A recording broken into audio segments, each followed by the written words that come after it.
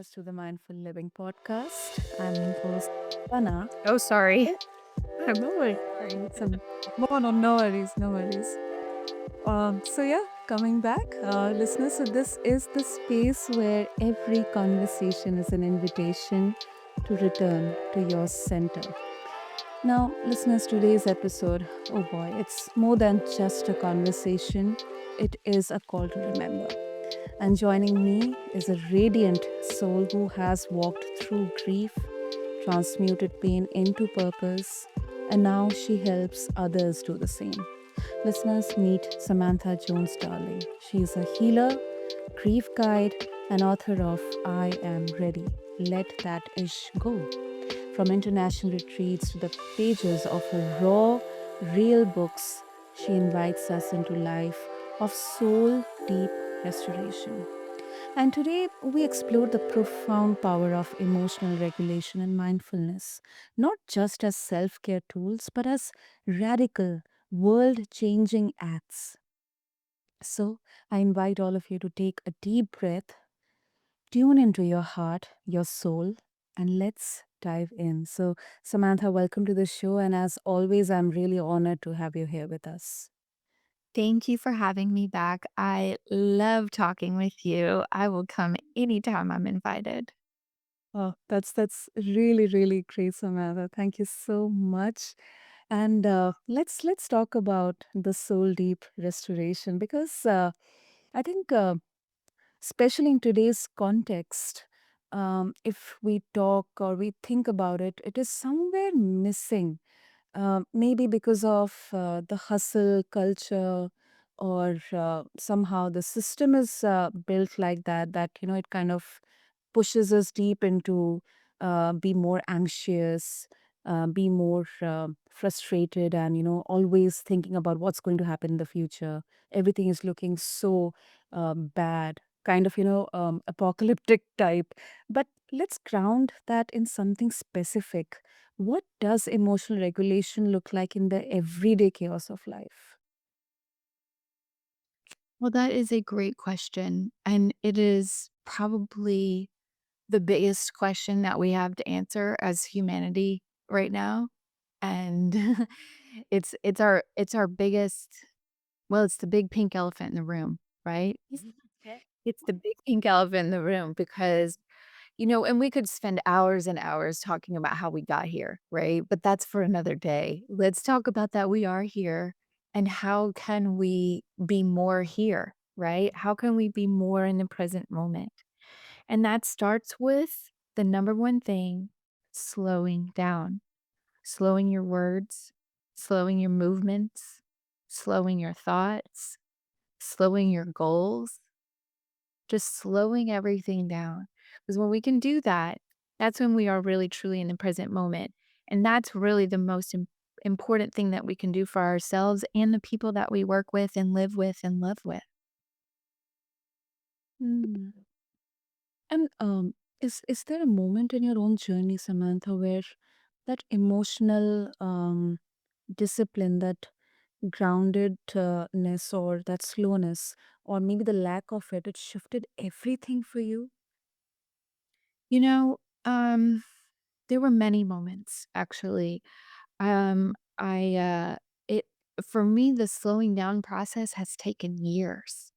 And it's an evolution, and just 6 months ago, I remember saying, "No matter how slow I go, the universe, God, wants me to go even slower. I feel like I cannot move slowly enough." And then I slowed down again, and interestingly, the slower I go, the more I produce creatively, the more quality work I'm making. And it's so incredibly fascinating for me to watch because I'm always trying to, or not trying to, but I'm always thinking about, oh, there's this other thing I want to say, and this other thing I want to create, and this other thing I want to do, and this other event that I want to host. And I'm just never going to get it all done, right? Just like we were saying. And there's so much to do, and so much pressure, and pressure to pay rent, and pressure to look well, and pressure to feel well, and all of these things. And we put so much intensity around us that we feel like we're going to explode. And Yeah. and then we can't be mindful because we put too much on our plate, you know? And in the beginning of my journey, I was talking about the buffet principle and how we go through the buffet of life and we're meant to take what we want and leave the rest behind, right? Because what I'm gonna eat is different than what you're gonna eat. But one of the things that I have realized since then is that all of us are going through the buffet so quickly and so fast, and we are not chewing our food, and we are going very fast, and we are choking, and we are eating all the wrong things. And so it really starts with, like, the very first breath and moment of the day, you know, because when we wake up in the morning, there's that pause, there's that moment where you're laying there and you're like, "Ah, I've just woken up and everything's okay." And then the very next thing is the thoughts of fear. What do I have to do today? What am I late for? Where do I have to be? And we're already going too fast. So it takes years of practice. It's a muscle that we need to develop to slow down, to stay present, to stay focused. And it, you know, like I said, it starts with that first thing, the first thing you do when you wake up, and moving slower, breathing slower, speaking slower, all the movements that we can do if we can just be slower in them. That is one of the best tricks that's so easy and free to do. And it's one of the simplest as well. But it, yeah, it definitely takes time. And you know, And you let's you let's talk about that simple is not easy, right? yeah, right. Simple is not easy. All of the answers are simple.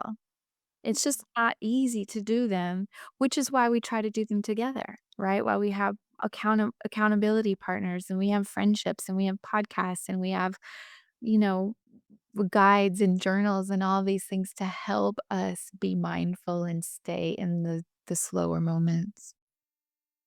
That's beautifully said, Samantha. And one thing that really connected with me is the example that you used, the buffet of life. Because just take a very simple example, that the food we are eating every day.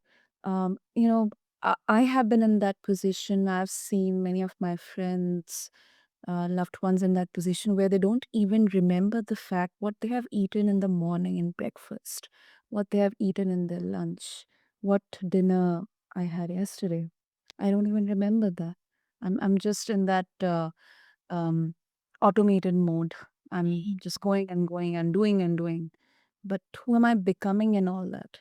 So that definitely needs that slowness, that mindfulness. Yeah, it does. Oh, and Samantha, you believe mindfulness can actually help save the world. To me, I totally agree with it. But, for maybe many of us, it would be like a bold claim. So, if you can shed some light on this, I mean, what do you mean by that? Well, what what I think you're referring to is a quote that I've mentioned a few times, is that we can all save the world one human at a time. And if you step back and look at it, what we were given is a soul, or what we are is the soul, and we were given a body to come to earth to explore and to learn and to grow and to share and to experience.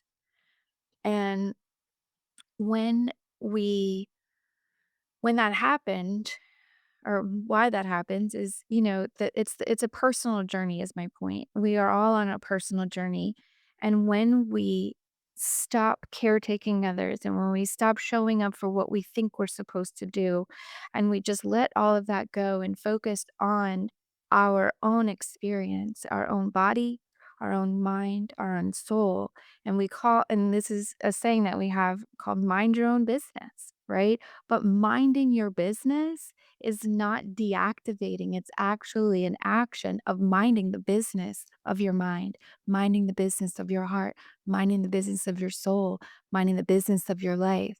And when you are doing that and giving yourself the love and the care and the nurturing that you need, there literally is no time for anything else. And that is how it's meant to be. And so when we focus on ourselves, we save the world one human at a time. You're not here to save your best friend. You're not here to help your mother. You're not here to change your father.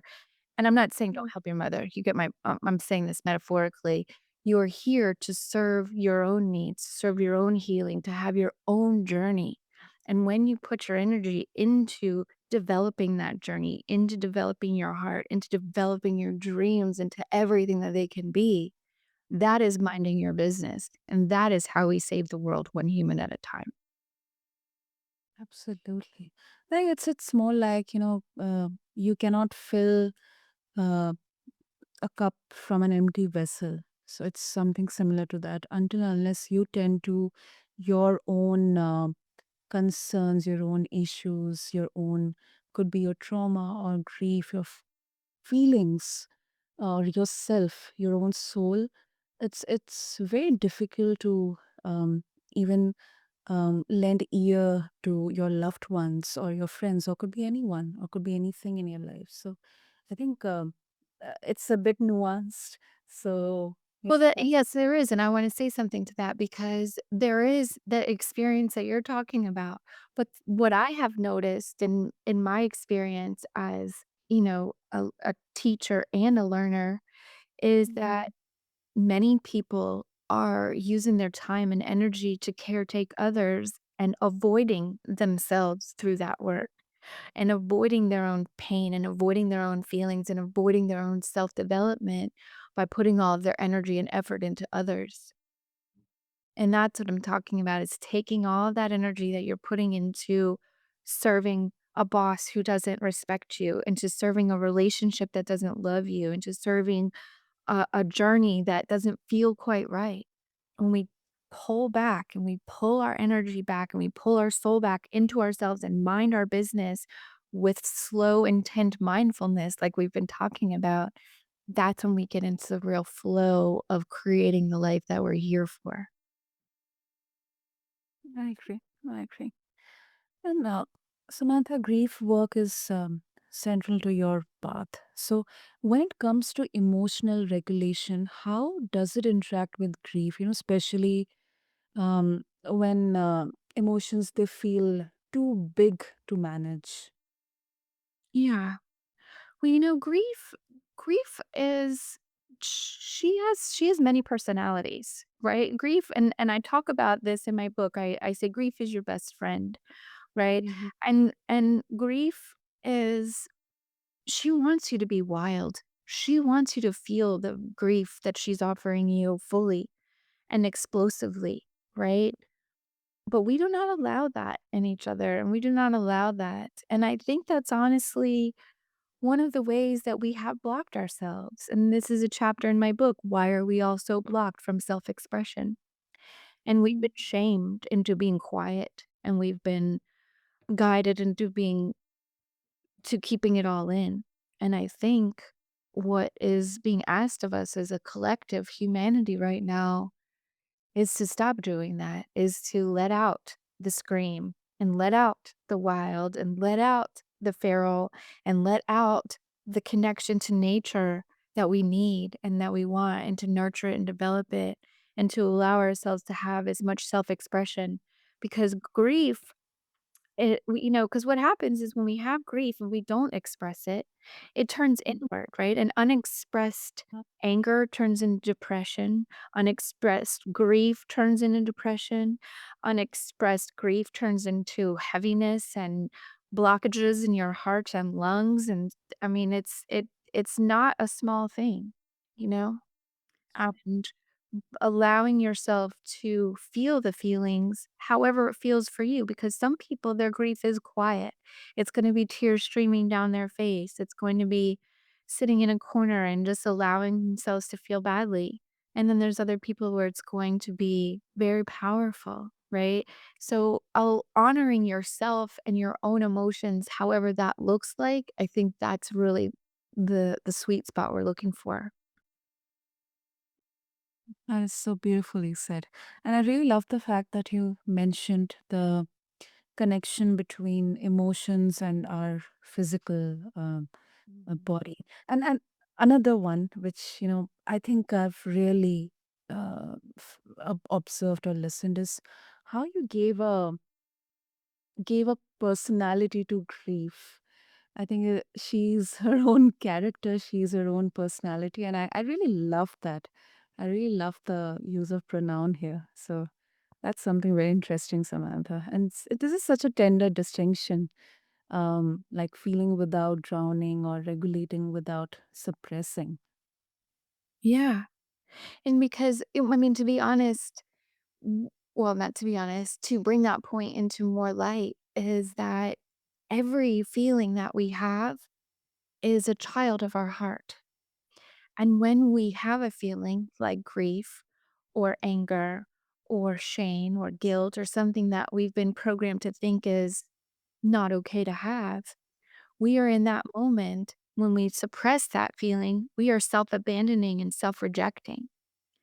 And every feeling that we have, whether it's love or grief or fear or joy, these are the children of our hearts, and they're meant to be heard and played with and nurtured, no matter where they fall on the spectrum of acceptance.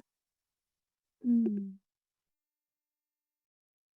And I think this is such an interesting, especially in today's time, Samantha, in a world where right now we are becoming, I think it's a heavy word, but I'll be very honest, intolerant. Emotional reactivity, it is often rewarded. Even if I would not like to react emotionally, it will be demanded from me. If I'm not saying anything, I will be perceived as a weak person or a person without any opinion. We have outrage, clapbacks, cancel culture. How do we teach people the value of pausing? Mm. That is a good question.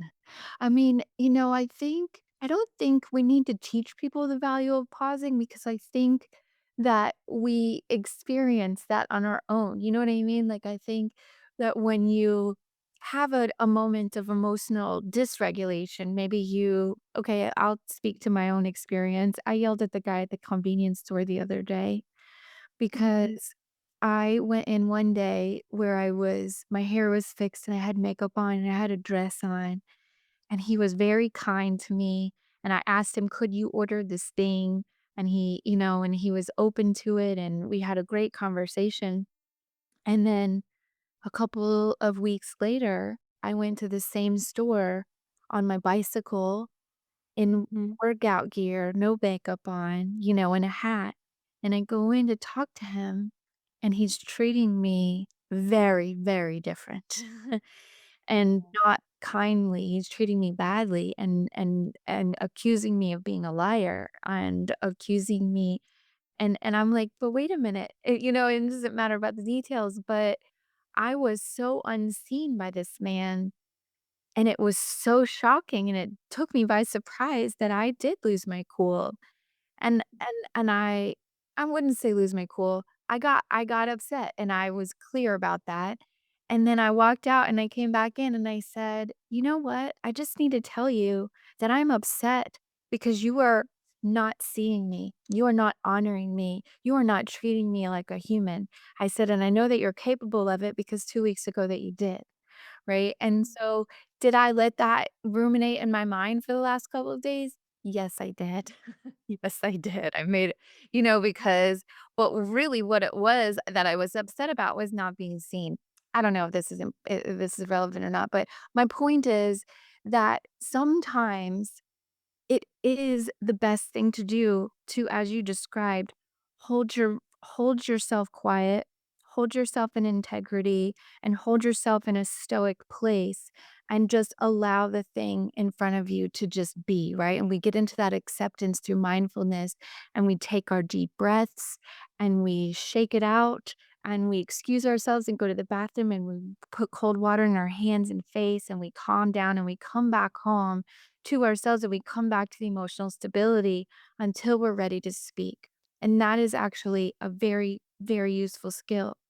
And to be honest, there are other times where it is important, especially as women, no matter what your age is, to speak up when you are being treated poorly, when you are being treated disrespectfully, and when you are being unseen, right? Because that is something that our culture allows to happen. And if we want to change things, no matter what it is, we must speak up, right? We must speak up from a calm and grounded place, but we can say what we need to say, right?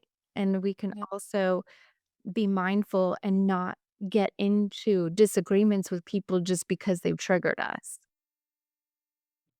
Wow. Yeah, it can be a bit nuanced. I think it definitely needs a bit of clarity and mindfulness. Yeah, and I think that the sweet spot that we're both talking about and trying to get to is the fact that because what we wanna talk about is how do we be mindful no matter what, right? How do we be mindful when we get triggered?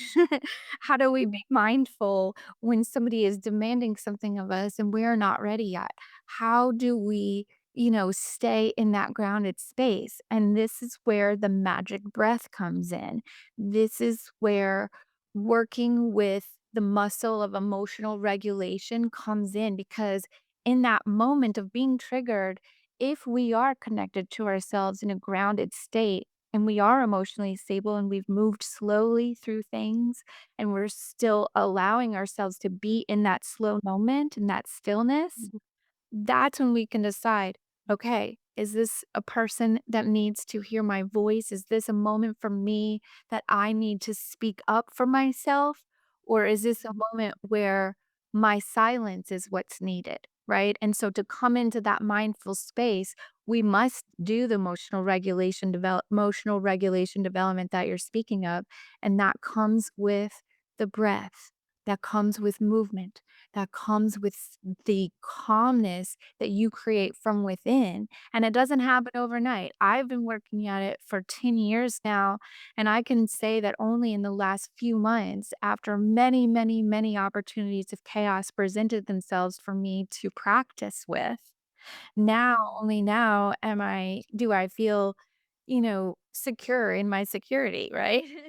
And I thought about the upset that I had with the guy at the convenience store, and I felt bad because we're taught, don't yell at people and don't be upset and don't speak up for yourself. And the women in the line behind me, she was, like, mortified, right?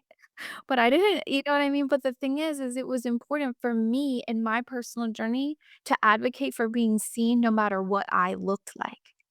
Exactly. Exactly. I think context is so important here. Context is definitely important here. And thank you for bringing this up into the limelight because that definitely lends a lot of clarity in here. So before we wrap up, Samantha, if our listeners they would like to connect with you, and I'm very sure they would love to check out your book as well, and all the books, all the wonderful gifts that you're sharing with us. What would be the best way? Well, the most fun way to connect with me is through Instagram. Samantha Jones Darling is my Instagram handle. And then also my website is samanthajonesdarling.com, and either place you can get connected to all of my books and all of my offerings. And if you don't mind, I would just like to mention that I recently launched a book club called Lucky Life, Lucky You Book Club, where we work on mindfulness and self development. And we always start with getting grounded, which is what you're talking about. Well, we've been talking about the whole time. We start with getting grounded, then we let go, and then we learn how to play and create, right? And so there's a system to it, and that's one of my gifts that God's given me is being able to get people from A to B in the most direct path that there is, and my goal is to help you get to you and to your emotional stability and your emotional regulation in the most direct path as possible. So everything that I have on my website and my Instagram will guide you there. Wonderful. I'll make sure to mention everything in the show notes for our listeners. And Samantha, as always, thank you for being with us. More importantly, for being you, because your presence It very beautifully reminds us that healing is not about fixing what's broken, but it's remembering, reclaiming what's whole. So thank you so much. Thank you. So, to all the beautiful listeners out there, thank you for tuning into this episode of The Mindful Living. Until next time, keep living mindfully, and I'm your host, Sana. And please take care. Thank you.